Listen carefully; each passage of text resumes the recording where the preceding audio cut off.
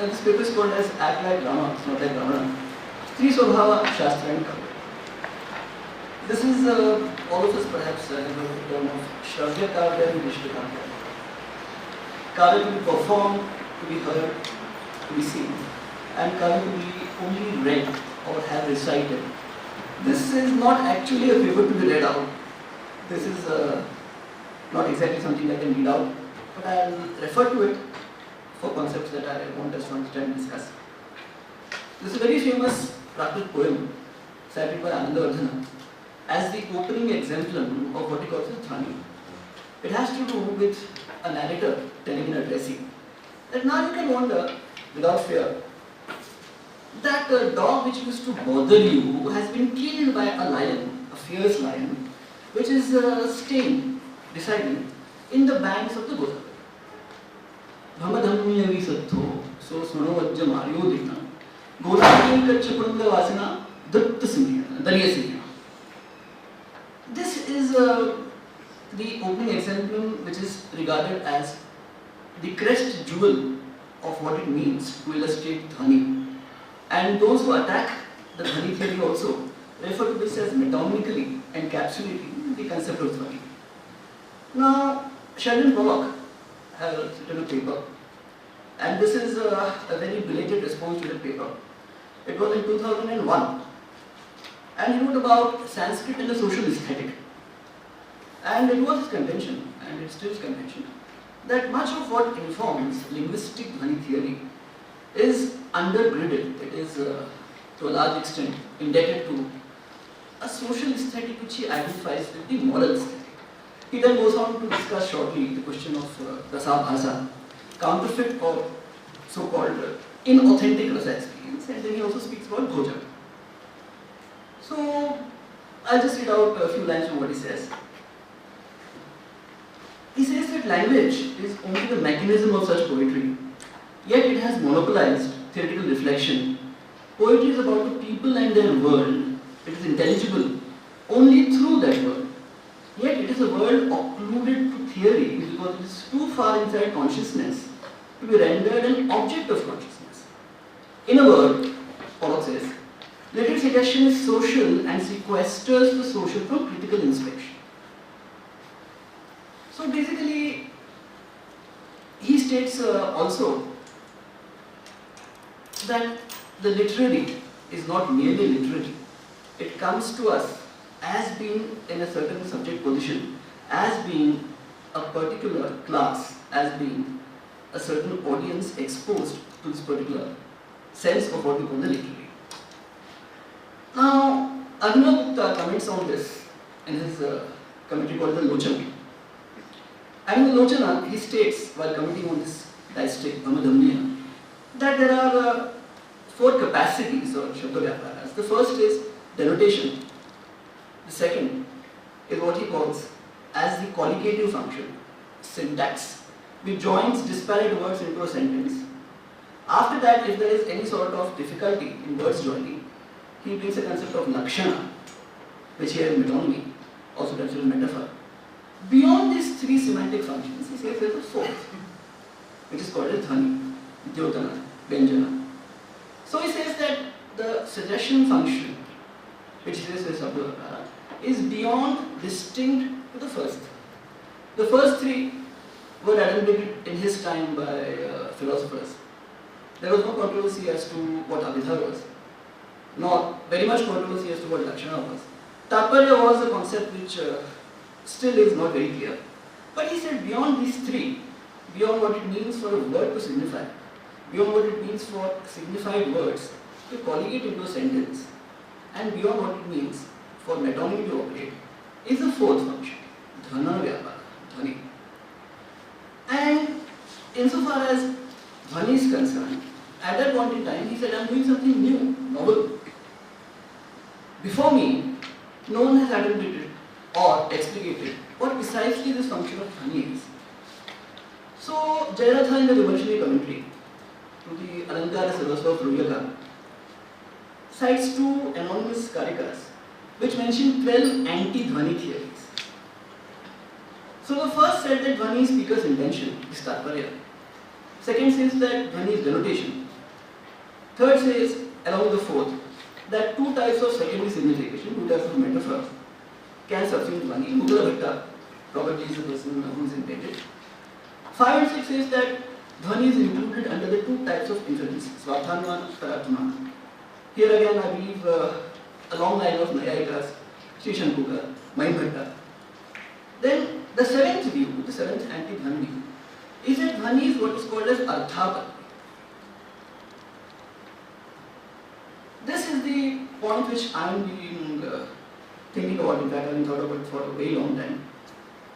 Dhvani is contextual interpretation. Arthapatti is normally translated as postulation or as imagining a certain thing which will resolve the ambiguity of something which is not clear.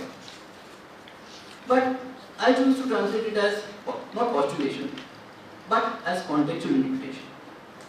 The eighth is that dhvani is under the technique of homonymy or punning, samasokti, which is actually an alangara. Ninth is dhvani is included under other rhetorical devices. 10th is rasa is not suggested to dhvani but produced by the determinants, the view of Bhatta Lolata. Then the 11th is rasa is suggested not to dhvani but relished through bhogikar, the concept of relishing, savoring of Bhatta Nayaka.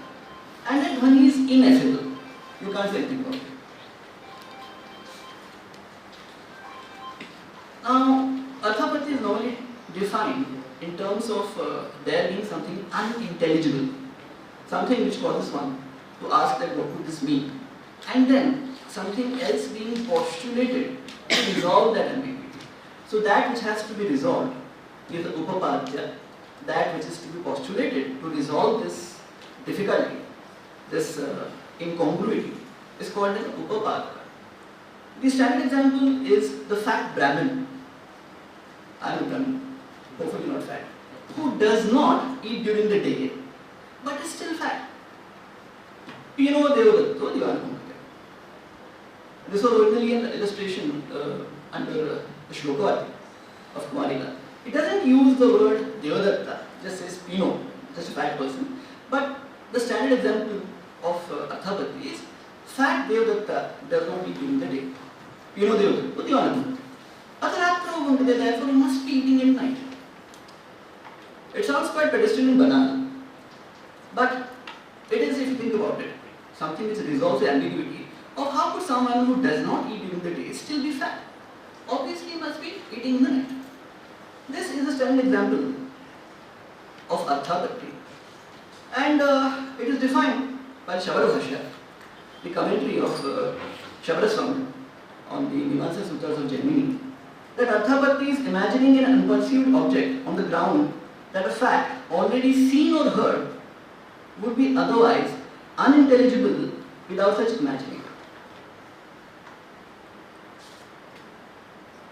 I will also come to the definition of Arthapatti given by Dharmaraja Adhvarindra in commenting on the text called as the Vedanta Paribhasha. Normally in literature, Arthapatti has been written about a great deal, concentrates only on the Bhatta definition, that of followers of Kumarika. And the definition of Arthapatti, understanding of Arthapatti, as given by Dharmaraja, is something which is, I haven't read any scholarly explanation of it. So he says, in his Vedanta Paribhasha, on the section of Arthapatti, he makes an improvement on the Purva-Mimamsa concept of Arthapatti. He defines it as imagining from cognizing something unintelligible, upapadya, that which will make it intelligible, upapadya. In the earlier conception, you had to have some sort of incongruity between two valid sources of knowledge, two pramanas. Here, that sense of incongruity between two knowledge sources is taken away. It just says anything which makes something else which was unintelligible, intelligible, that is the process of what is called as Arthapatti. So he says basically the karana, that is the causal definition is, this is unintelligible without that. Idam anena vina anupapadma. Anupapatti is an important concept. Incongruity, something which does not match, things which don't gel together, things which don't belong in the same space, in the same adhikarana. Anupapatti is important not just for Arthapatti but also for Lakshana. One of the definitions of Lakshana is if there is Anvaya Anupapatti, if words cannot syntactically join coherently into a sentence. And all the Alankarikas, with the exception of Panditaja Jagannatha, they all define this particular fact, Lakshana, as being due to Anvaya Anupapatti, the impossibility or the difficulty of sentence formation due to there being some difficulty in words forming together. So those of us who have read Mimamsa will certainly remember that three conditions are required for a string of words to become a sentence. One of those is Yogyata, which means words which come to the same semantic realm. So you can't say that you are, for example, watering with fire. You have to water with water. Watering and fire don't go together. There is ayogyata. Here, Abhinavadu defines Anupapatti as being Anvaya Anupapatti. Gives an example of Gandayam Ghosha as well as Simho Devdatta. Gandayam Ghosha in Sanskrit, it literally means there is a Ghosha suspended above the Ganga, which is impossible. And Simho Devdatta means that Devdatta is a lion, which again is impossible. And he says that only in such cases where the syntax is arrested on account of there being no yogyata or no compatibility, only in such cases Lakshana occurs. In other cases, there will be no Lakshana. What comes as an Arthantara, another meaning, is undoubtedly Dhvani. So the controversy here is that in Bhamadhamniya, on the face of it the speaker says, please wander fearlessly. Brahmadharmika Vistabdha, without any fear, without any intention. But what she actually wants to say is, you don't go to that place where I am going to meet my paramour. The subtext is that this lady wants this particular mendicant not to go to the banks of the river Godavari. So she says that now you can go there fearlessly because the pup, the dog, which used to bother you, has been killed by a lion living in a grove by that very river. So Anupapatti says that this is an example of something which is an injunction, a command, vidhi. Go, wander fearlessly, being used as a nishedha. Don't wander there. But there is no text here, no word here which says don't wander. What it says is please wander. So it says in Dhvani as opposed to normal communication. What can be intended to be stated by the text can be something which is not there in the text at all. Here he gives an example that something which says do a thing, the very reverse is meant, don't do it. Now, Arthapatti, as I just submitted, from the point of view of Dharmaraj, Dhanindra, depends upon positing, postulating, or imagining a context for something which is without a context. So the sentence, Devdatta who is fat does not eat during the day, is semantically complete. There is no holophrasis, there is no missing word. Holophrasis as in door, so I say dwaram. One has to fill in what it means. Close it, open it, break it down, kick it down, burn it, or that there is no door. This has to be pragmatically inferred. It doesn't come only from that one word. Dwaram, dwaram, door, door. The standard example of holophrasis in Sanskrit literature is door. So there is no such holophrasis insofar as Bhamadhamniya is concerned. It's a well-formed sentence. There is no problem with syntax. There are no words which do not have compatibility. And there is no reason why we cannot understand what is being communicated. Insofar then, as Arthapatti is concerned, what is it that lets us, the addressee, understand that the narrator is intending to tell to that dharmika, the monk, that you don't go there. Nothing in the text tells us this is her intention. Nothing in the text tells us that she is an asati or a kulata, one who is a wanton woman. Nothing tells us that she is actually intending to have a secret meeting, a rendezvous, with her lover at the banks of the Godavari. But this is what Ananda says is suggested by the words that she uses. So now here again we have, just like Diwala Bhumike, we have a well-formed sentence. We have a sentence which does not depend upon any sort of incompatibility of words. There is no difficulty in understanding the Mukhyartha, the primary meaning which comes to us from hearing the words. But still there is a further meaning. A meaning which is not mentioned lexically, but which has to be inferred, understood by both the dharmika, the narratee inside the text, as well as the addressee, an intradiegetic text, that is something from within the world of the text, as well as an extradiegetic entity, that is the reader, you and I, who are understanding and appreciating this particular two-line Pratik poem. Now, he gives an example, Dhamaraja, of what is called as two types of Arthapatti. Arthapatti which is seen, Dishtarthapatti, and Arthapatti which is heard, Shutarthapatti. So if I happen to come to a function and I don't know who is the actual chief guest, and I see somebody who is being ushered in with pomp and told, sir, please take your seat, I will contextually infer this must be the chief guest. This is given by a similar example of a Turkish governor, is given by this mathematician Charles Sanders Peirce. Peirce was perhaps the mathematician who started the whole concept of semiotics. He says, when I went to Turkey, I saw a person who was being held with a parasol and they were escorting to a place, and I inferred this must be the government. And he says this is different from what is called as the mode of inference. He says this is a third mode called as abduction, not kidnapping. He also calls this retroduction. You go from what is the result to what might be the actual cause. Whether or not abduction is similar to Arthapatti is a question that has not been answered yet. There is also something called as inference to best example, IBE, which is similar.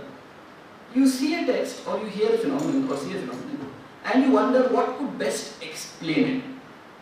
So these are questions which touch upon cognition, upon questions of cognitive processing of non-textual meaning or meaning which is not given in the words by itself.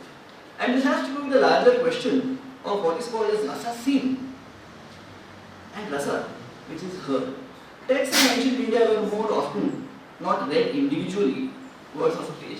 They were recited, heard, or they were seen in a dramatic performance. When one watches a dramatic performance, one does not have just the whole narrative.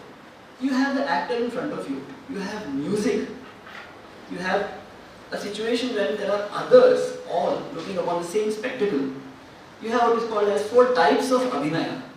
There is vachika abhinaya, the dialogues which are spoken. There is angika abhinaya, the actions which have been done by the actors.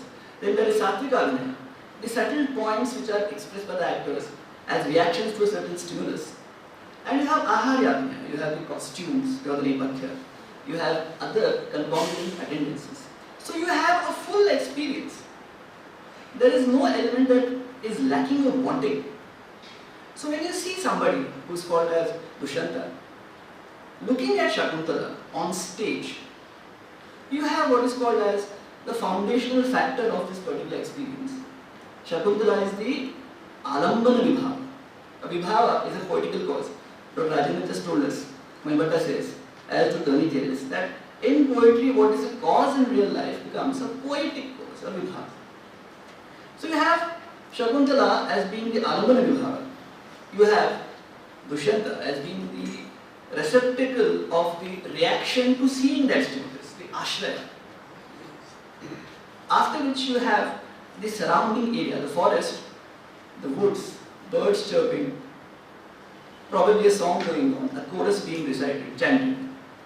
When you see this as a spectator, you don't have to indulge in any sort of filling in the gaps. Everything is completely on the face of it, it is prima facie. You know what is happening, you know the narrative, you know what is being communicated. All you have to do is enjoy the experience. Therefore, the question of watching rasa being performed, dramatized, is different from that of hearing it being printed on a page or being read out. So when a description comes which is without any context. You hear this or you see this on a page. It is not the same as watching the same spectacle either in a play or in representation visually or watching a film in current language. So when the Persian poet Urfi Shirazi says, Imshab ke chashme mano Urfi baham aftar, says that just the night before, Urfi and my eyes met, we saw each other. Imshab ke chashme mano Urfi baham aftar, baham nigaristeen wa kudashteen nigaristeen. Both of us just looked into each other's eyes. We silently wept. Then we just wept in front of each other as though we don't know each other. These two lines can also be shown. They can be dramatized. You know there are two personages, for whatever reasons, they can't meet, but they love each other. That narrative comes, music comes, action comes. That opposed to just reading these two lines. Imshab ke chashme mano Urfi baham aftar, baham nigaristeen wa kudashteen wa nigaristeen. When you read these words, something happens to you. You understand what is being conveyed by the text. But this understanding is not of the same quality as it would be if you would watch this being dramatized. So Ghalib says that Zindagi यूं भी गुजर ही जाती क्यों तेरा रह गुजर याद आया. Says I have certainly passed my life very easily, comfortably. Why do I keep returning to your alley? Why do I keep returning to your house? He's saying nothing about being in love, saying nothing about being agonized. He says nothing about who the alley belongs to. He says nothing about why he is there. But when you hear these two words, Zindagi यूं भी गुजर ही जाती क्यों तेरा रह गुजर याद आया, something happens to you. You understand what is being said. But how do you understand it? Vishwanatha says that the rasa experience is twin to the tasting or savoring of Brahman. Ultimate. Sattvodreka akhanda prakashananda chinmaya vedyantara sparsha shunyo brahma svabhuta. So he says that this is something which is like the supreme experience of gustating Brahman itself, or itself, Brahman is neutral. This is a mystical conception, and a conception of rasa as transcendence, as something which is beyond and above the mundane. Rasa is believed to be alaukika. Laukika, loka, has the same root as lokos in Greek. It means place. Alaukika is something which is not of place. So, the rasa experience can only be had by those who are not aware of the place, the time, their own personal biography, who are sitting there or standing there merely as receptacles for that particular experience, and which is there sui generis. It is there only insofar as that particular thing is presented to us. Once that ends, the sense of not being yourself, this amnesia, this notion of forgetting who and what you are, that ends with the spectacle ends. But does the same thing happen when you read a poem? Does the same thing happen when Maimata says that you infer the meaning of a poem from what is presented? Does the same thing happen when you postulate or when you contextually interpret words on a page? Evidently, the same experience happens, there's no doubt in that. If you are a Sahidaya, if you are someone who has burnished the mirror of your heart with the constant and ceaseless study of poetry, these things jump forth to you. Yesham kavyami shilanabhyas avashat vishadi bhute manomukure varnaniya tamil bhamagita te swasthya samadadhara Sahidaya. He says that you have to burnish the mirror of your heart so as to be able to reflect the subject matter that you are exposed to. And by therefore doing that, you enter into a samvada, a dialogue with that text. And you are therefore called as one who possesses a heart, one who has sensitivity. Ghalib says that husne farogh shamne sukhan dur hai asar pehle dile gudakhta paida kare ko. He says that once you require the aesthetic capacity of being an aesthete, you must first melt down the hardness of the heart. Before doing that, the flame of poetry, sukhan, will have no effect on your heart. Sukhan in Persian means word, it means poem, it also means flame. The same roots can be found in far the question of speech what is concerned. One of the metaphors for speech is Agni, it is fire. So before you can be melted by the fire of poetry, you require a heart sensitive, just like wax. A metal object next to a flame, nothing happens. It gets hot. If you keep a candle next to a flame, or if you keep it near a flame, the candle will melt. The flame is the same. What is different is the person or the entity to which it is next placed. So, Vishwanatha states about the question as to how certain persons can never have the rasa experience. He quotes from an earlier text of Dharmadatta. Says that just like the pillars or the furniture in the music hall can never experience rasa, certain persons can never experience rasa.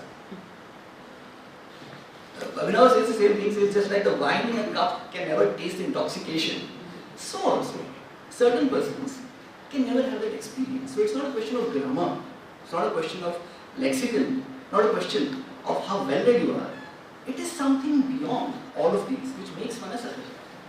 So when you come down from that conception, grand, metamundane, bigger than yourself, to something as linguistic as inference or as athapati, you are in a sense bringing down something which has been theorized in cosmic terms to the mundane, to the everyday.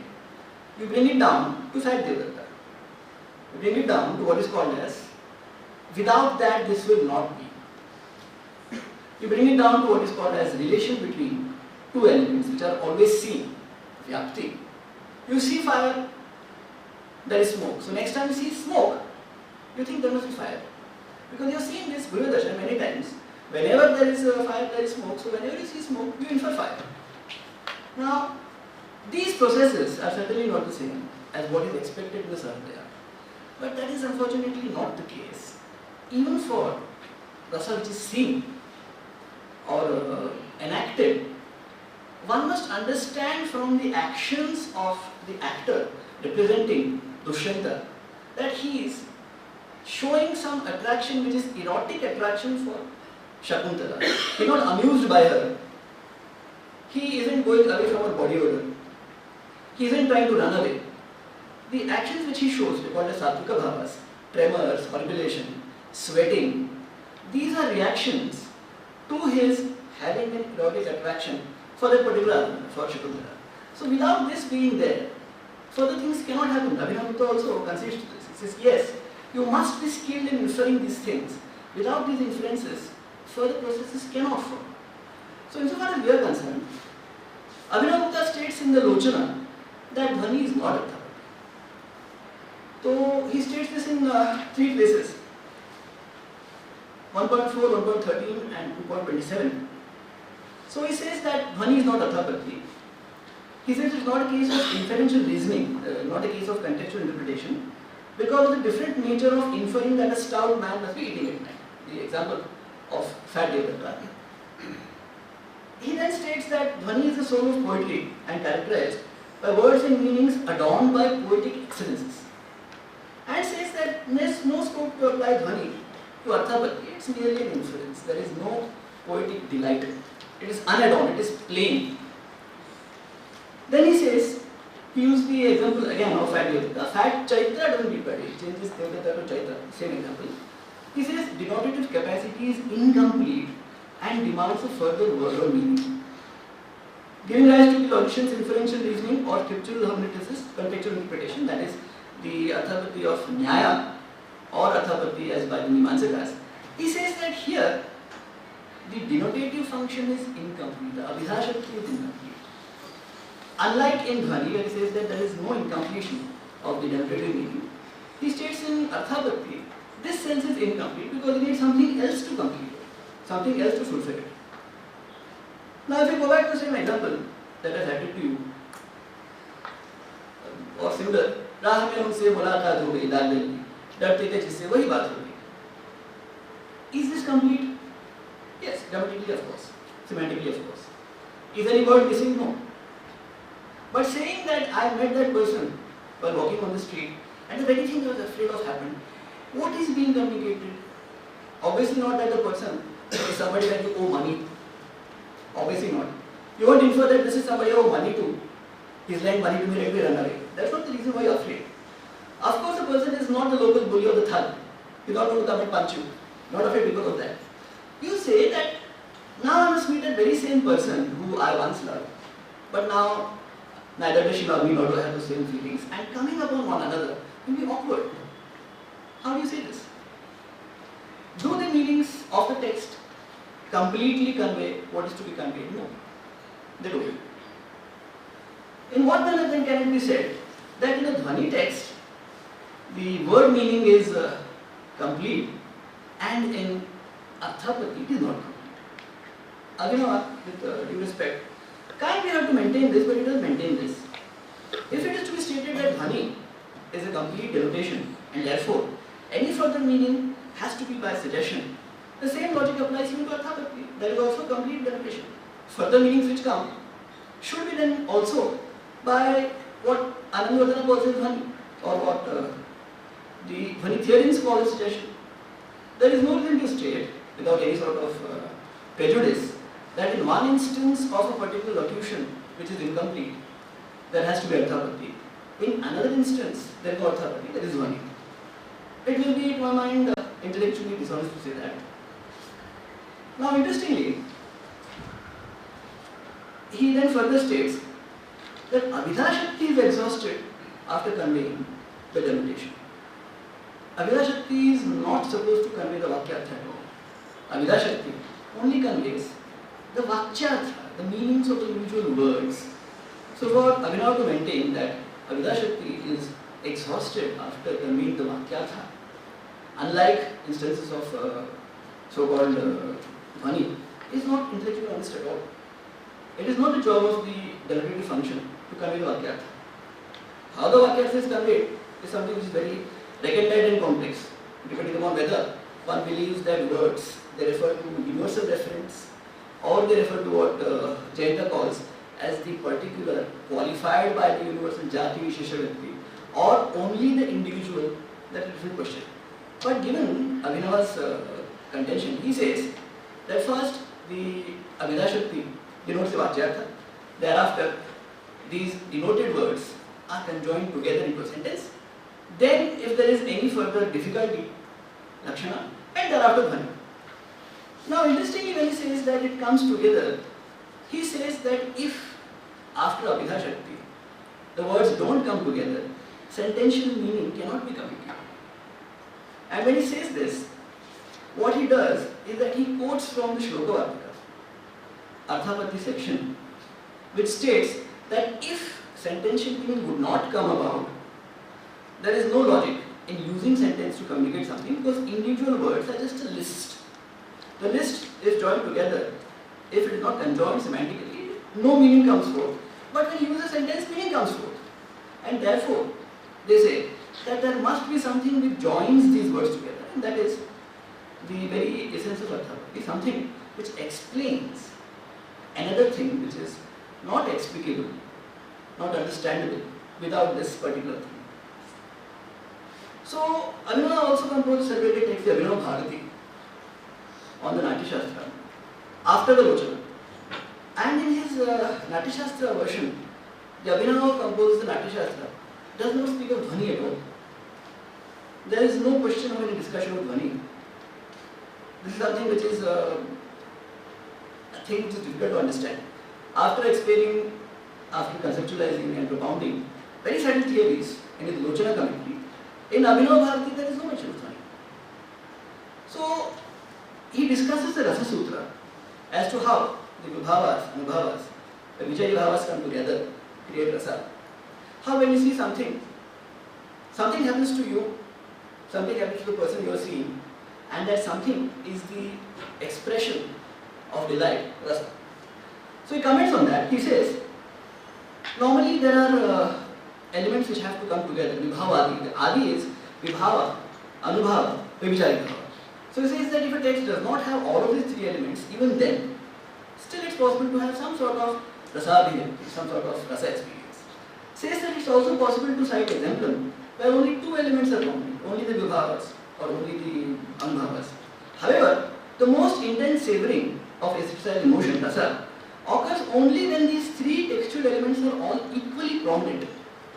This occurs only in long narrative texts and, really speaking, only in dramatic performance of its 10 different genera, the Dasharupaka.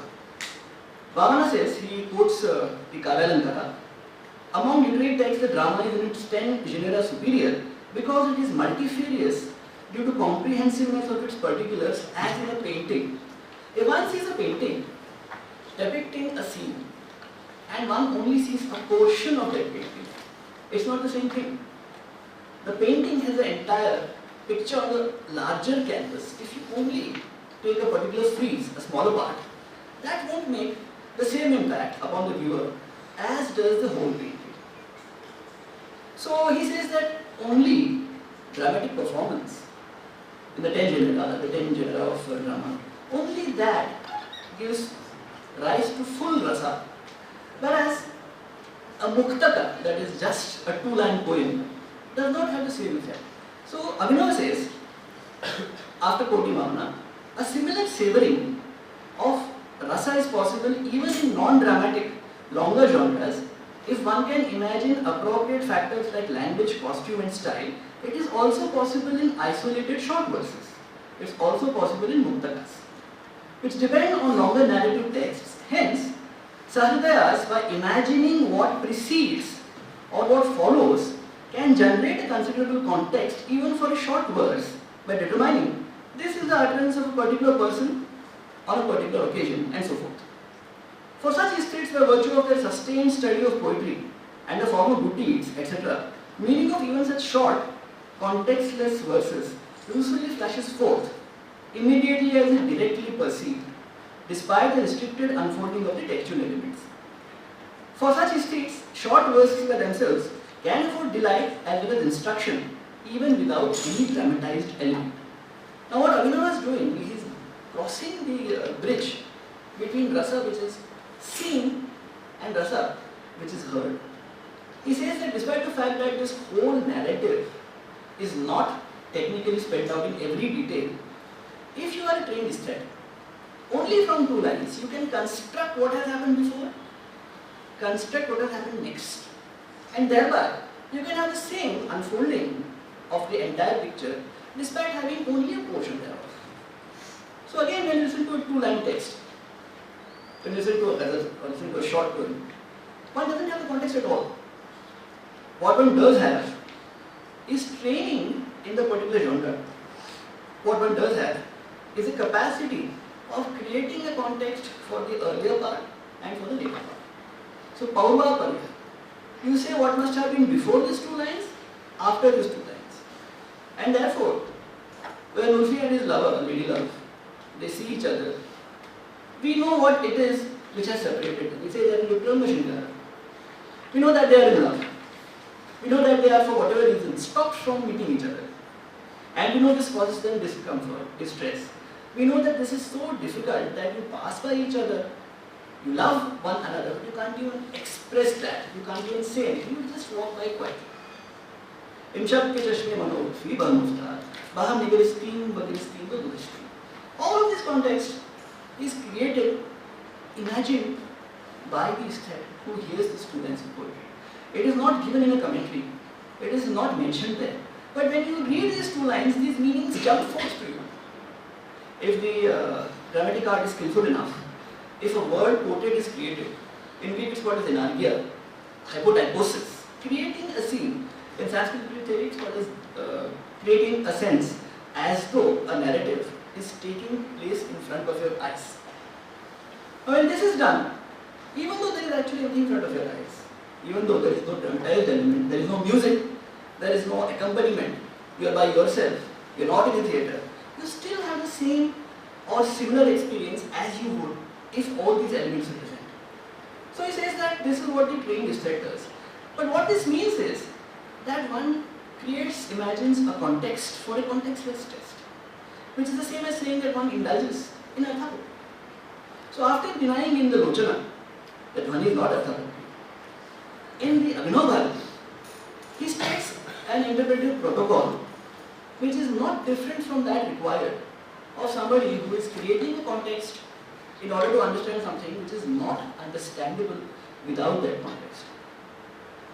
Now, even Anandavardhana does not state that words by themselves they give rise to what's called a suggestion. He says that in suggestion, the word meaning relationship is not the same as in other instances, because otherwise words only have one meaning. Once you know what a dog means, it means the same thing throughout your life. It doesn't become a dragon. But if it is in poetry, the relation between word and meaning, between signifier, is not niyata, it is aniyata. It is not determined, it is undetermined. And without a context, words cannot be significative of suggestion. So when there is, so to speak, a relationship between the word and the context, without that context, the word cannot signify. Ananda, in a backhanded way, a left-handed way, he agrees that it is not merely the verbal function, not merely those two lines, but something beyond that, something more than that. So it won't be logical to say, or contend epistemologically, that in fact Devadarka meaning is incomplete and therefore Arthapatti, but in Brahmadhamya meaning is complete and therefore Dhvani. They are the same phenomenon linguistically, requiring the same interpretive protocol, requiring same postulation of meaning, creation of a context, imagining a forward and a backward, and therefore they should not be distinguished as being Dhvani or Arthapatti. Arthapatti is a pramana. So Peirce says, while illustrating abduction, that a surprising fact B is observed. But if A were true, B would be a matter of course. Therefore, A is true. For a pramana, it cannot be that you have multiple upapadas. You can't have multiple reasons for a phenomenon. So if Devadatta is fact, you can't say that he is a Gandharva, doesn't require to eat. You can't say he is an alien, does not have the physical urges of requiring nutrition. You can't say that he is someone who drinks a health juice or a health condiment requiring not to eat. You say necessarily that no, he eats in the night. You can't be able to say that if Chaitra is not at home, he must be outside. Chaitra might be cloaked by a secret device of invisibility. He might be wearing Harry Potter's cloak. You can't say that. You can't say that he was probably in another dimension, so you can't see him. What you say is, Chaitra is not inside, but he is alive, he must be out. You can't say Chaitra might also be hiding in the basement. You can't say the person opening the door is Chaitra in disguise. You have to necessarily say only one conclusion flows, that Chaitra, who is alive, not in the house, he is outside. But not so in poetry. Not so in what is called as Shastrarthabhakti and Kavyarthabhakti. In Kavyarthabhakti, you can have multiple upapadas for the same upapadya. But that is not theoretically possible in technical or shastric arthapatti. Not because it is not to be done. Because if that is done, arthapatti won't be a pramana. It won't be a means of valid cognition. A is also possible, B is also possible, C is also possible. Then the phenomenon we explained will not be authoritative. If you say that no, the person that I see is a moneylender or a thug or somebody whom I hate, which is why I don't want to encounter, it will rob away from the experience. It has to be one particular reason. So these are things which are theoretically possible to create as being the context.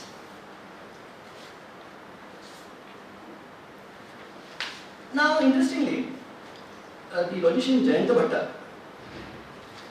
in the Nyayamanjari, takes a dig at Anandavardhana. He says that someone fancying himself to be learned has propounded something called a suggestion, which however stands refuted by the signifying capacity of words themselves. A prohibition conveys an injunction, and injunction conveys a prohibition, as in wander fearlessly, holy man, or don't enter this house, traveler. But this is the signifying capacity of the words themselves, expressed in all such cases in appropriate ways, with the help of other cognitive tools. With the help of other cognitive tools, like inferential reasoning. Then he says, or debating with poets is not forthcoming, it's unbecoming. Even the learned are befuddled, traversing the fraught path of sentential meaning. We shan't detain ourselves overmuch discussing matters that only befit learned circles of literary critics. Such matters are beyond the reach of us logicians. I therefore return to the topic at hand. It's undeniable that the wise see no difference between inferential reasoning, anumana, and contextual interpretation. So he places the discussion of Dhvani in the background of anumana and arthapatti. Jayanta says that arthapatti is to be subsumed under anumana itself. And he says, having refuted arthapatti, Dhvani also stands referred. So, the question of Dhvani being Arthapatti is seen from the earlier sources. It is seen in the intention of Abhinav Gupta in stating Dhvani is not Arthapatti. And then it can be seen when he tacitly assumes that one has to create a background for a text which has no context, thereby saying that yes, the same protocol is required. Now interestingly, for the Brahmadhammiya verse, Abhinav says that there is no Lakshana here, because the words do not have Ayogyata. Wander fearlessly, holy man, the dog that used to bother you has been killed by the lion which is staying in the thickets of the river Godavari. Says that there is no question of any word meaning inappropriateness. And therefore he says there is no Lakshana. Here, Abhinav is constrained to state this. He is constrained to state that only Anvayanupapatti, only semantic non-collocability is the condition of Lakshana, Lakshana Bija. But other theorists state that Tatparyanupapatti is also Lakshana Bija, not just Anvayanupapatti. If Abhinav have to state that yes, Tatparyanupapatti is also Lakshana Bija, then the question of Dhvani goes away. If it is Lakshana, then the very ideological premise of stating that no, there is no Lakshana, therefore no Abhida, no colligative capacity, no Tatparya, and therefore Dhvani. But if this is believed to be not so, if one considers that not just Anvayanupapatti, but Tatparyanupapatti is also a Lakshana Bija, then what Abhinav says does not stay. He quotes Bhattanayaka criticizing the notion of Dhvani, and Bhattanayaka says that no, there is rasa here, bhayanak rasa, because of the lion. I don't agree that there is any Dhvani at all. So he says, let us assume that there is Lakshana, there is Viparita Lakshana here. Why Viparita Lakshana? When the narrative says that don't worry, what is conveyed is please worry. When she says, wander fearlessly, what she says is be very afraid. So he says that these contrary meanings come from what is called as Viparita Lakshana. And the meaning further, that there is a boyfriend for whom she is actually intent to have a thirst, and that's the intention, that comes from solution. So here, Abhinav says that even if we agree that there is Lakshana in Bhavadhammiya, so if that is to be understood, only way there can be Lakshana in Bhavadhammiya is if there is Tatparya. So Mukula Bhatta, text called as the Abhidhavritti Matrika, exposition of the fundamentals of communicative function, has a verse which is very similar to Bhavadhammiya. He says, neighbor, neighbor, do watch out for our house for a while. This child's father hates to drink tasteless well water. I'll go now all alone to that river bank, dark with tamala trees, through thick weeds broken long ago, which may scratch my body. Now here, on the face of it, a narratrix is telling her neighbor, okay, I'm just going out of my house for a little while. Please look over my house, watch over my house. The father of my child does not like to drink tepid well water. I am going to fetch tasty river water by going all by myself to the river bank. Even though the knotty clumps and vines, thickets of the particular river might scratch my body. Now what the narrative wants to state is that she is going for a thirst. And Mukula states that this meaning is something which he wants to suppress. Suppressing this meaning, he says, is not contextually understandable with the words themselves. So he says that there is something which is called as Mukhyartha Badha. He does not use the word Tatparyanupapatti, but he states that the intention of the speaker does not gel contextually with what she actually wants to do, and therefore he says there is Lakshana. Mukula states that Lakshana, he expands the understanding of what constitutes Mukhyartha Badha. Abhinav says only Anvayanupapatti. Others say Tatparyanupapatti. Mukula states that Lakshana can be triggered by sentence external pragmatic incompatibilities. Abhinav states that incompatibility is only sentence internal, within the sentence. But if you go beyond the sentence to the context, Mukula states that even sentential, that is not before the sentence but after the sentence, incompatibility is to be taken as something which is called as anubhavati. So here, there is incompatibility post-sententially between what the narratrix says, that I want to go to fetch river water for my husband, and her actual intention, which is to go to meet her lover. Now again here the same question comes, how does one know she is actually going to meet the lover? So in the same example, in the Sahitya Darpana, Vishwanatha states that if she really is a Pativrata, there is no suggestion here. He says this in connection to criticizing Anumana, stating that this can't be the hetu to infer that there is a vyapti between the intended meaning and this particular cause. There can be other reasons which deviate. Deviation of the cause from the result is one of the classical hetva bhasas, fallacies of reasoning. So he states that if she truly is a pativrata, she really is going to get water which is tasty for her husband, and she is willing to be scratched by the trees while getting your water. There is no suggestion whatsoever. There is no inference. And here, Mukula also states, cognition occurs because of secondary signification whose nature is inclusive of true meaning. That is, in Lakshana, the meaning of the sentence can be included or it can be excluded. So here it is Upadana Lakshana. If somebody states that I am a donkey, I might be well, but if somebody states that I am not actually a donkey, the word donkey has to be left. Only certain qualities of donkeyhood are to apply to me.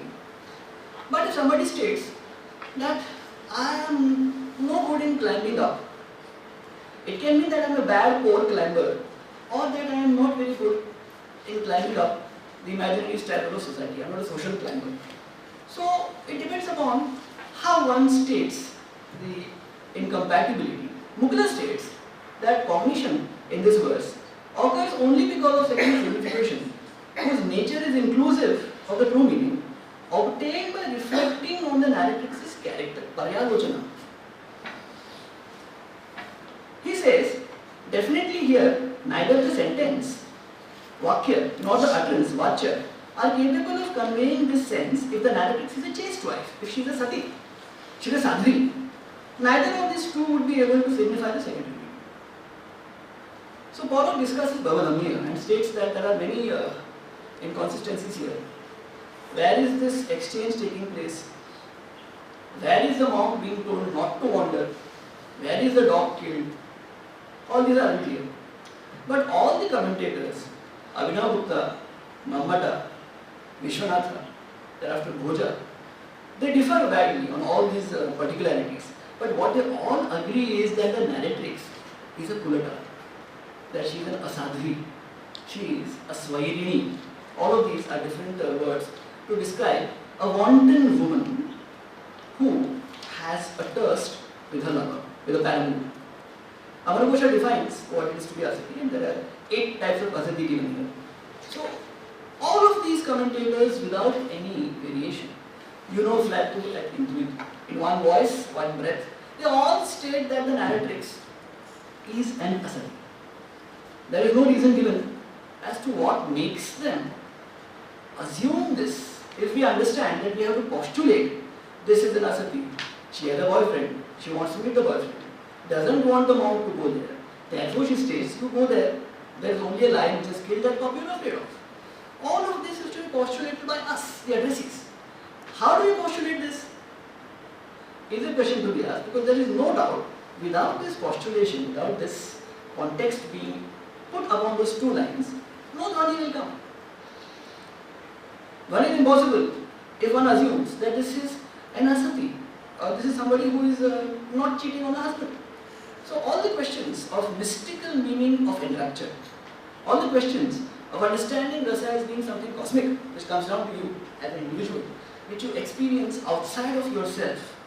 Vishwanatha states, Parasyati na parasyati, mamiti na mamiti cha, tathasvade vibhavade, parichhedo na vidare. So it's that while understanding or while looking at the scene, you can't say this is not mine, you can't say it is mine.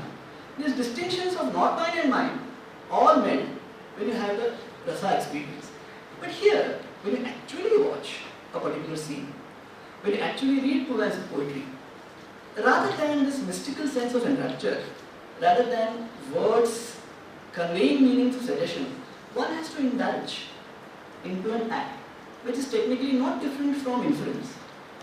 Arthapatti is supposed to be inference of the negative only concomitants, keval vyatirikim, where you say that the absence of the middle term always comes with the absence of major term. So those who don't believe that Arthapatti is separate pramana, they say it is only a type of anumana, the negative concomitants variety, kevalantim, negative meaning, and therefore we don't see the necessity of calling it a separate pramana.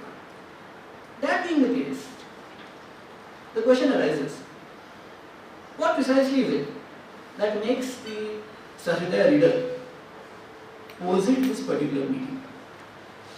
So before this, I'll just read out what Abhinav himself states as to how meaning comes about. When he comments on 1.4, that is Brahmadhammi, and he says, primary signification is the capacity of signifying the convention-based literal meaning of individual words. The colligative capacity, Tatparya Shakti, is capacity of signifying sentential meaning, supported by the otherwise unintelligibility, anyatharupapatti, of sentential meaning without it. Secondary signification is capacity to reveal a meaning aided by factors like obstruction to the primary meaning, etc. Aesthetic suggestion is the capacity of signifying a meaning originating from understanding the meanings generated by these three capacities, which is thereafter refined and augmented by the trained addressee's imagination. Pratibha Vishesha. So Abhinav himself does not state that only these three capacities convey meaning. He states after these three work upon that meaning and they are assisted by the trained reader's intuitive imagination. Pratibha. Pratibha is something required both of the poet as well as of the addressee. So even Abhinav himself does not state that this is something which is purely linguistic. The commentators too state that if you know the specificity of the narrative, Mamata says that for Arthi Vyanjana there are certain factors, Vaktru, Bodhave, etc. Person speaking, person spoken to, the syntax, the context, who else is there, etc., which gives us meaning.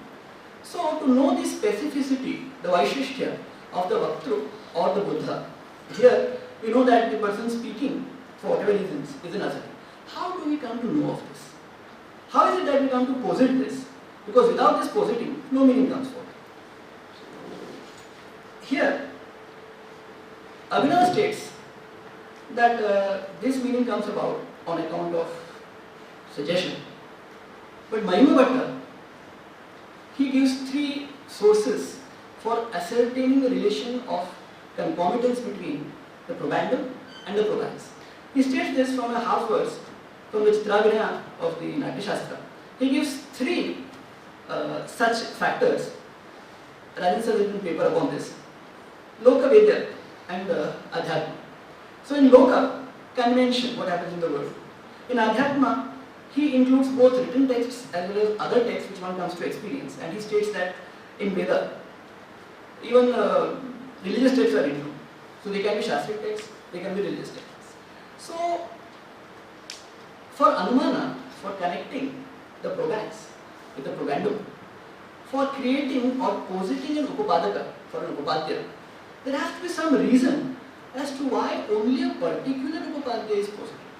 So when you see smoke, you don't say that this is smoke created by a film unit. You say no, it is by a fire. Because normally when you see smoke, there are no film units other than in films. It is normally due to fire, Loka. When you see that somebody is turning blushing red and starts being uncomfortable in the presence of someone else, you infer that possibly this person loves that person, getting nervous, can't speak, etc. These things are local. Other texts are what is called as Veda. So when you say that, in fact, in the Vedanta Paribhasha, one of the examples of a type of Arthapatti, there are two types, is Abhidhananupapatti and Abhidanupapatti.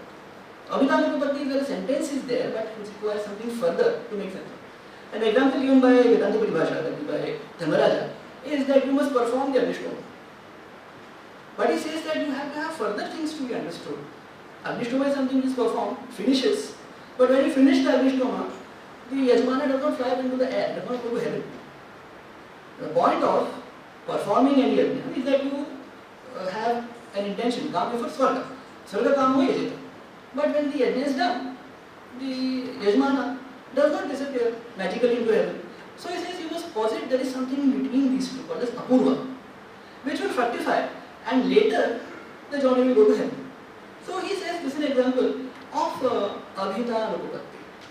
Therefore, now the question again comes, when it is positing that this is an asati, why should you and I, and why should the addressees, the courtly addressees, the addressees concerned with this particular Sanskrit text or Prakrit text, why should they posit that there is an asati in this text? So, just like there are three factors, Loka Vidya Dhatma, for positing the relationship of what is called as Avinabhava, invariable concomitance, so also for positing Anyathanupapatti, otherwise unintelligible, the same three factors can be used. Many Jaina logicians state that the only Lakshana for inference, not the 5 members syllogism, they say only Anyathanupapatti is sufficient. Without fire there can be no smoke. Anyathanupapatti. Without understanding that I am a fool, you can't say I am a donkey. Anyathanupapatti. Without understanding that Chaitra is alive, you cannot say that he is out of the house. Anyathanupapatti. Otherwise unintelligible. So, what are the factors which are required for an addressee of that text to be able to posit this is an asati? Now, from the factors of Loka Vidya Dhatma, I will only read the text called as the Stri Swabhava Kathana, the narration of the qualities of women, which is given by Bhishma to Yudhishthira, where he lies on the bed of arrow, Sharapanjara. Now, why should suddenly Yudhishthira ask him about how and what Stri Swabhava is about? He not know. But he asked the grandsire, "Can you please tell me about the nature of women, Stri Swabhava?" And that particular chapter in Ashrafi Parva is titled as Stri Swabhava Kathana, narrating the nature of women.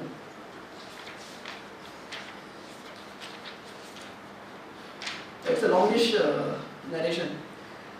Interestingly, he says, "O king, I will now tell you about the nature of women by narrating to you what was told by the Apsara Panchachuda to Narada." Why should Narada inquire from her? Narada asks her, Panchachuda, best of women, please tell me about the actual nature of women. Now, Narada himself is supposed to be a brahmachari, celibate. Why should he ask a divine courtesan, a celestial courtesan, as to what is the nature of women? It's not known, but Vyasadeva puts this. So, he states that Yudhishthira said, O best of Bharatas, I wish to hear about the inherent nature of women, Stri Swabhava.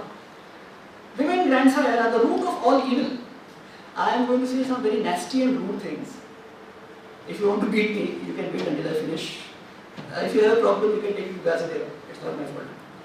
This very same dialogue comes also in the Uma Samhita of the Shiva Samhita.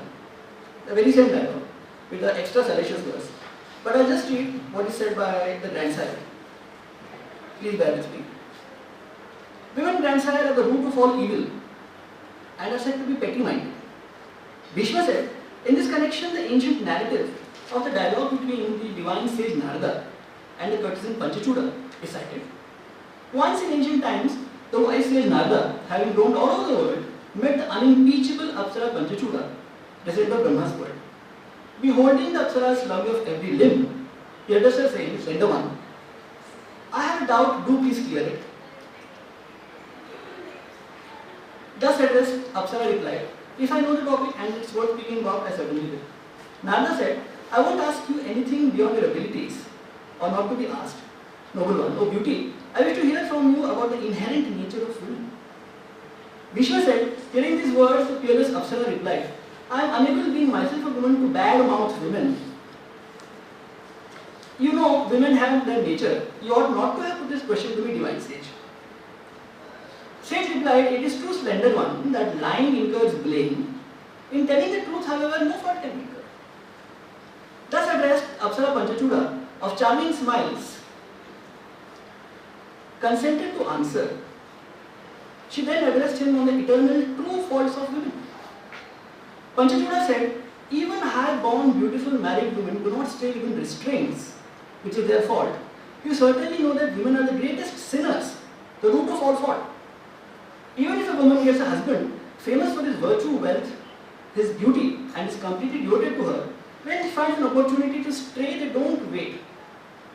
This Lord is the most sinful disposition of us women, that we shamelessly cultivate the company of the most evil man. Women succumb to men who court them, approach them, and serve them even slightly. Through a lack of solicitation by men or fear of relatives and the proximity of their husbands, women by nature unrestrainable restrain themselves. No man is deemed sexually unapproachable, no age barred, ugly or handsome. Women are ready to have sex with any man. Neither due to fear of sin, nor due to compassion, nor wealth, nor familial ties, do women ever remain faithful to their husbands. Women of respectable families envy the wanton life of those women who are young, bejeweled and well-dressed. Even women respected, loved and well guarded by their husbands stray with men that are hunchbacked, blind, dull or dwarfs. Don't look at me. Women fall even for the handicapped and ugly men, great sage. There is no man in the world that women deem sexually unapproachable. Brahmin, if procuring a man is impossible, this is lovely, and if the husbands are away, women indulge in sex with one another. Women are restrained only due to inability to procure men, relatives, deaths and imprisonment. Women are promiscuous, exceedingly difficult to enjoy, extremely difficult to understand, like the inscrutable words of the wise. Fire is never satiated with fuel, neither the ocean with river waters, nor death with killing every living creature. Similarly, lovely-eyed women are never satiated with men. This divine sage is another secret common to all women. Seeing a handsome man, they instantly become wet. Women cannot tolerate even those husbands who fulfill all their desires, obey every wish, and who guard them zealously. Women love neither abundant objects of enjoyment, nor ornaments, nor houses, as much as they do sex with men. Women by themselves are equal to the destroyer, wind, death, hell, equine fire, that's a fire at the bottom of the ocean, but one other. At the bottom of the ocean, sharp edge of a knife, virulent poison, snake and fire. Whence the five great elements sprang into existence. Whence the creator Brahma created all the worlds. Whence men and women were created, thence itself Narada, these faults are planted in women. So, one text. I'll just also mention the Vedic ritual called as devouring Varuna, Varuna Pradhasha. The second of the yearly seasonal rituals being the 4-monthly, the Chaturmasya, which occurs at the beginning of the rainy season. In this ritual, just before the priest, Prati, the Chhatra, is to leave the wife, there is supposed to be a ritual wife called as a Patni. You can't have yet name the girlfriend, you have to have a Patni for that purpose, a ritually married wife, a Vedic married wife. So, just before the priest is to leave the Patni, away to make an offering, he queries her on how many paramours she has. Wife, how many beloveds do you have? Patni ke kati jara. Jar instantly, upapati, the word jara is the same as the Persian yar. But that aside. Or, wife, how many paramours do you have? Wife, who is your lover? With whom do you sleep around? Or, with how many have you had sex? Wife is expected to name, indicate the paramour.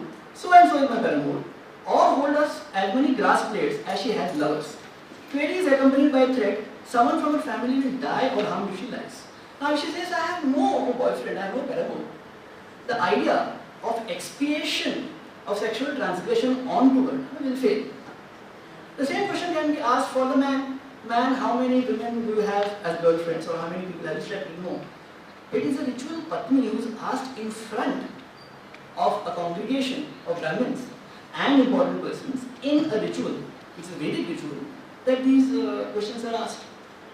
The Patni might be somebody who is a middle-aged lady. To ask her how many boyfriends do you have is incongruous, but then nevertheless the ritual does demand that. So in other words, for us to postulate, for us to be able to posit that the woman in the narratives, the Bhavadamya Gatha or in the Srimati Vishini is an asati, it requires that these texts be there in their culture, be there for Sahridaya reader, who has these in his background furniture in his mind, to be able to make the connection of that Upapadaka with this Upapadaka and thereby indulge in Artha. So that's the first part of the paper. Just talking. Second part is still left. Okay, we'll take long. Now, in the second part of the paper that I'm addressing, Pollock speaks about what is called as Rasabhasa.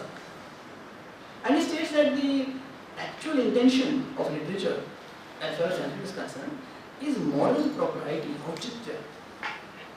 And he says, by quoting King Bhojadeva, the Parmara Polymath king scholar, from the Shringar Prakasha.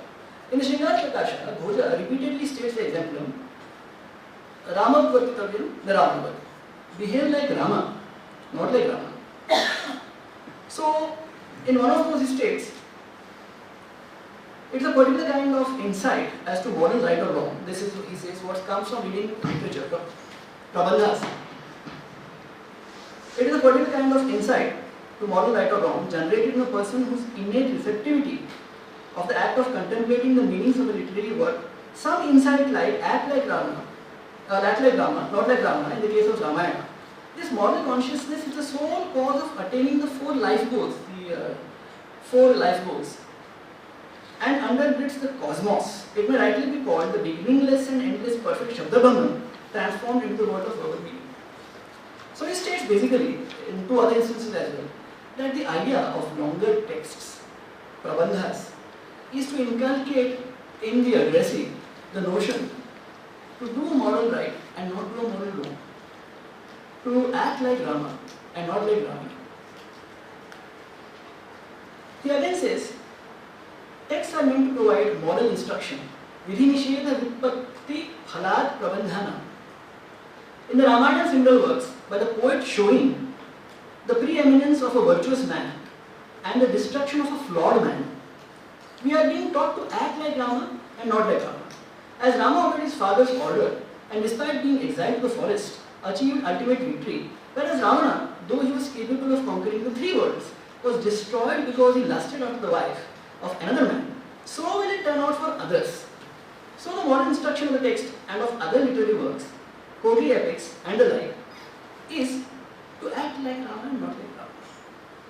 So Bhoja states that Prabandhas, Mahakavyas, they have what is called as Chaturvarga Bharatattva, that is the benefit for all the four vargas, and also Vidhi Nisheda Vipatti, stating this is to be done, that is not to be done. Now this is not the effect of Shastra, but of Kavya is taking forward. Bhoja is not the first person to state this. Kuntaka states this in the Vakroti Jita. Kuntaka is the first person whom I have read who uses the maxim act like Rama, not like Rama. After Kuntaka, it is Mahimbhatta who has the same notion. Sir just told us in the morning. I am not sure if Mahimbhatta is before Bhoja, is contemplated after Bhoja. But then he has the same notion of Shastra being the same as Kavya and vice versa. So basically, Bhoja states that the effect and the idea of literature is to inculcate moral sense of what is to be done, what is not to be done. Not just for the reader, but for all society. The four particular varnas, it is for Chaturvarga Phalatitya, as well as with the Nisheda Vipatti. Now, how does this apply to Kavya? In the Saraswati Kantavarana, Bhoja has a Shabdalankara called as Adhyayam. And he states that life's journey is guided by the educative function, which is the cause of the knowledge of prescription and proscription. He says it is due to Adhyayam that one gets the idea of how to live one's life by being informed, educated as what to do or not to do with the Nisheda Vipatti. And he gives an example. If I remember that slender girl, what hope do I have of living? If I live by forgetting her, what's the use of living? Now, he states that since the Ukti has prominence here, the way it is mentioned, this is an instance of the poetic educative function. Adhyayam. Now, based upon this, Pollock says that there is on the face of it no instruction here. There is on the face of it nothing which has to do with any educative function. If I remember her, how do I live? Without remembering her, why do I live? There is absolutely nothing at all. Therefore, he says, Raghavan states that this particular Adhyayam inaugurates a series of strange Shabdalankaras. Raghavan says that we don't know why only this is supposed to be inculcative of moral right and wrong, and why or how Bhoja means that this is an instance of Adhyaya. Porak says the same thing, and he says something very significant.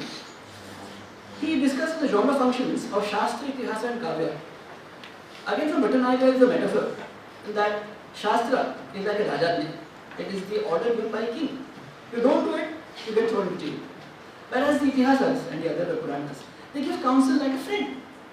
They advise you, they don't impose advice. And poetry is like the whisperings of the beloved into the ear. Kanta Samtattva. Therefore, the way and the mode of these three literal genres is different. Like that of the king, like that of a friend giving counsel, and that of a beloved whispering sweet nothings which he gives into your ear. He states, therefore, the Veda has meaning which lies primarily in its commandments and moral action, dharma vidhi. This in fact is its primary signification, one that must not be interpreted merely by recourse to secondary functions, such as implication. Kavya too can have real world entailments. He invokes the same example. From reading Valmiki's Ramayana, one learns to act like the hero Rama and not like the villain Ravana. Kavya does not, like the Veda, prompt, let alone command us to do anything. Let us see how this textual typology works in critical practice. All kinds of texts, signs, narratives of things as they were, itihasas, and just rooted Kavya, have the capacity to teach us something by prescribing or proscribing action, something Bhoja calls the educative function. But they execute this function in very different ways, as the following examples show. Educative Kavya is shown in the following verse. If I call to mind a beautiful girl, what hope do I have of living? If I forget her and live, what point would there be of living? The verse which I just said. He says, Porak says, this is Kavya, we are told, because the expression itself has primacy. However, we might want to characterize the educative aspect of the text. Perhaps it shows how neither prescription nor prohibition applies to the dilemma of unfulfilled love. It does not expressly enjoin or define appropriate action, nor adduces an actual account of such action from the past as authority. Its specificity resides precisely in the self-sufficiency of the utterance itself. In Shastra, by contrast, prescriptive, injunctive, related forms of discourse are found, particular wording or terminology is present. And then he states that what Bhoja does is give a sense of interpretive protocols. For to know such differentia that intention does not pertain to unauthored Veda but commandment does, historical truth is a matter of serious text, in direction does not mark Shastra, is at once to produce a set of interpretive protocols. Do not read Kavya the way you read science, ancient lore or the Veda. Do not be concerned about a breach between what is said and what is really meant, about correspondence with an actual world, about information injunction. Do not expect Kavya to be like ordinary language, its purposes are different. So he states, after giving the example of something which is supposed to be educative, supposed to be inculcative of moral right and wrong, that there is nothing in that particular instance. Therefore, we must accuse Bhoja then of giving an example which does not support what he says. Bhoja says that Adhyayam is to inculcate in life's journey the understanding of what is right and wrong, and then he gives this example of Kavyadhyayam, poetic Adhyayam, poetic educative function. So there is an anupapatti here. Why does Bhoja illustrate this particular concept with an example which does not have anything to do with that? To answer this, what we must do is look at a different aspect, a different part of the Saraswati Kanthavarna. In the Saraswati Kanthavarna, there is another concept called as Aptavachana, which is an Arthalankara to a Pramana. Bhoja says this is an Arthalankara, as well as a Pramana, called Aptavachana. Aptavachana is divided into what is called as Madhyama, Uttama and Adhama. For Madhyama Aptavachana, he cites a shloka from the Sundarakanda of the Ramayana. In the Sundarakanda, when Sita is despondent, is completely diffident and desperate as to what will happen to her, and she is pining away for Rama, she considers that it is better if I die rather than live this life. Then Hanumana comes and states, lady, I am from Rama, Miss Duta, I am here to rescue you. So then she states, indeed I now feel that the popular maxim, joy will eventually come to a person who lives, even if it takes 100 years, is true. So Bhoja says this is a vidhi aptavachana. It states that if you live long enough, don't kill yourself, don't become despondent, then you will eventually ultimately be happy. So Sita says, now I understand the meaning of this gatha, this verse. One is to conjoin this vidhivachana with the lines that we just read. That will be an arthavada. If I don't remember that beautiful girl, why do I live? If I forget her, how do I live?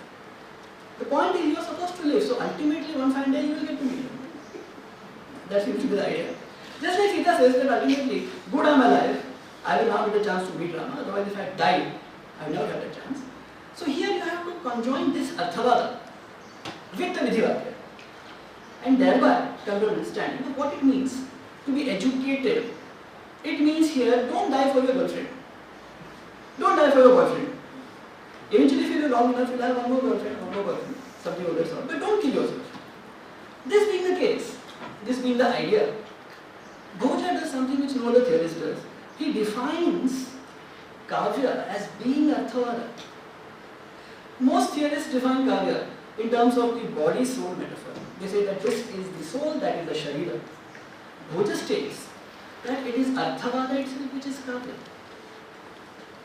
And when you join what is the idea of what he's stating with the definition given, it makes perfect sense. You cannot have any sense out of this particular word, Vismarami va Tanmani, if I don't remember that kind of word without joining it to this vidhivakya from Ramayana. Kalyani Bhadagathe, it's Sanskrit of what I just read out.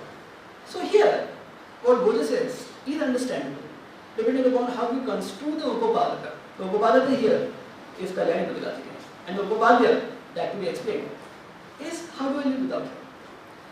Now, the same logic is explainable even so far as the asati texts are concerned. Bhoja, despite saying that moral inculcation is what the texts aim at, cites profusely from Sanskrit and Prakrit, wherein there are a variety of asatis, doing a variety of naughty things, without Bhoja commenting that this is not to be done. Why are they doing this? He cites them without any comment. The way to understand these is to understand, in fact he cites this particular text, Bhamadhammiya, to illustrate what is called as a protection of the assignation spot, Sanketadhiraksha. Now why is this protection of assignation spot? Bhaimbatta states that this dharmika is fond of plucking flowers from their particular grove, stripping it of flowers, which is the foliage which produces the cover for this woman and other women, other asatis, to have their thirst with the lover. So in telling him don't go there, what she is doing is protecting the thirsting spot, protecting the assignation spot. Sanketa Abhiraksha. There is a variety of things to be done Sanketa in Sanskrit poetry. Sanketa is the place where you are supposed to meet your beloved. Have any of us heard the beautiful verse?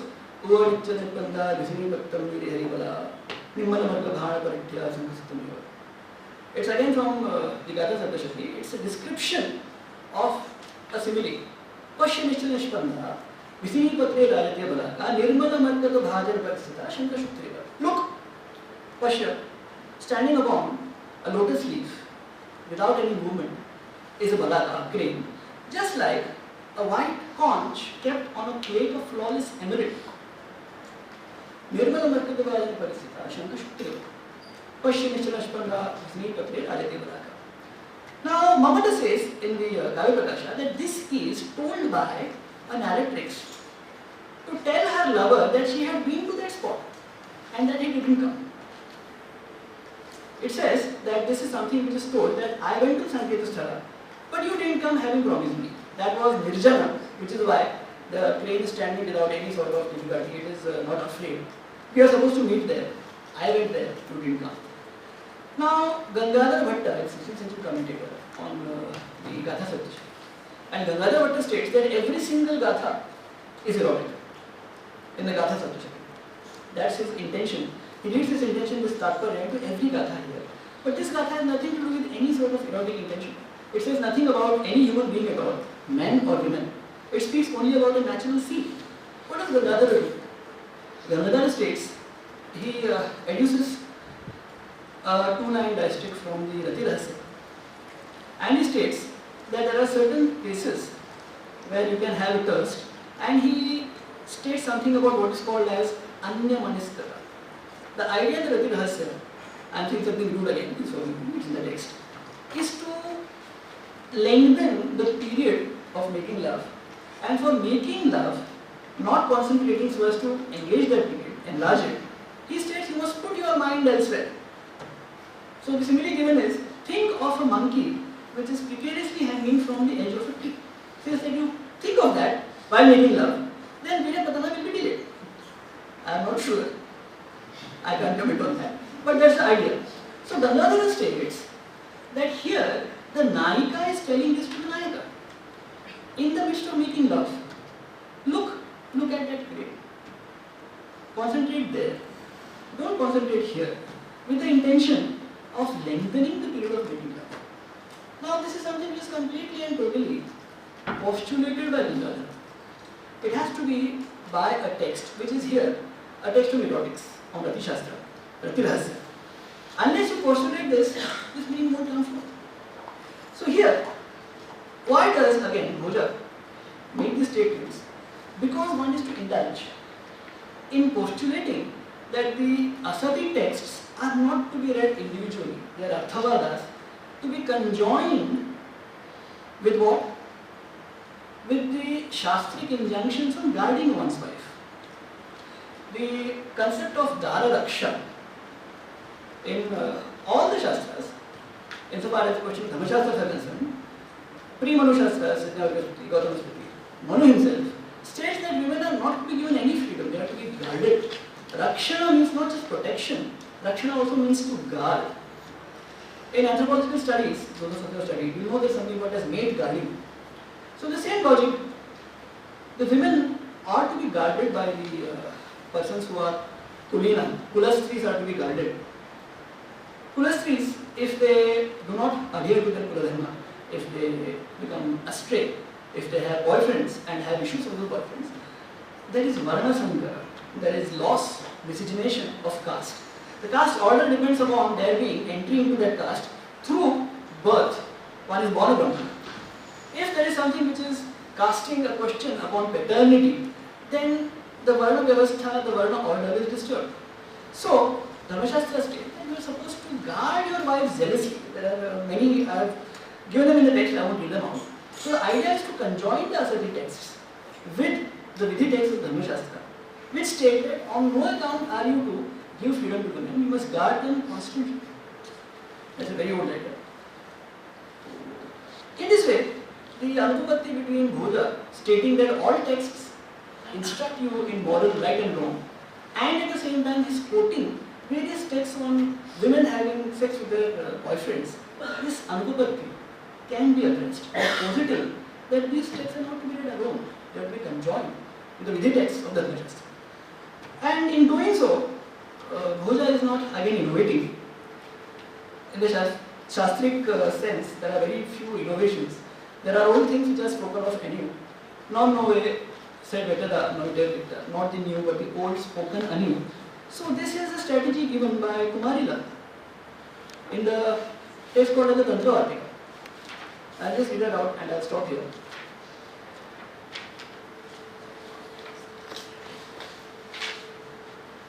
So, in Tantra Vartika, which is a sub-commentary on Shabara's commentary on Mimamsa Sutra 1.2.1.7, Kumarila contains that all descriptive Arthavada passages in the Vedas lacking injunctive force in their primacy are semantically expected Sakanksha and therefore need to be read sententially, Vakya Shesha, Vidya Lakshana, with an exhort or a Vidhi text.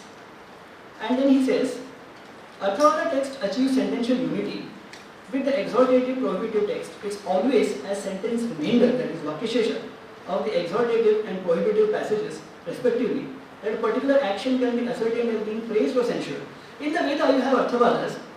The Mimamsa states that all of the Veda is injunctive, but there are Arthavadas to describe natural passages. So the strategy is you conjoin this Arthavada with the Vidhivakya or Nishedhavakya and read it together. So then he ultimately says, in the end, that the persons who composed the ancient texts, they had this very same text in mind. they had this very same logic in mind. So it is from this particular text, this particular portion of the Tantravartika, that to my mind Bhoja draws the idea from the Mimamsa that all texts, all poems, all poetry is an Arthavada, and he defines it as an Arthavada. I suppose I'll close now. दिल से तो हर मामला करके चले थे साफ हम, कहने में उनके सामने बात बदल गई. Many things here which I haven't spoken about, and I think they're the most important things, but nevertheless, thanks so much.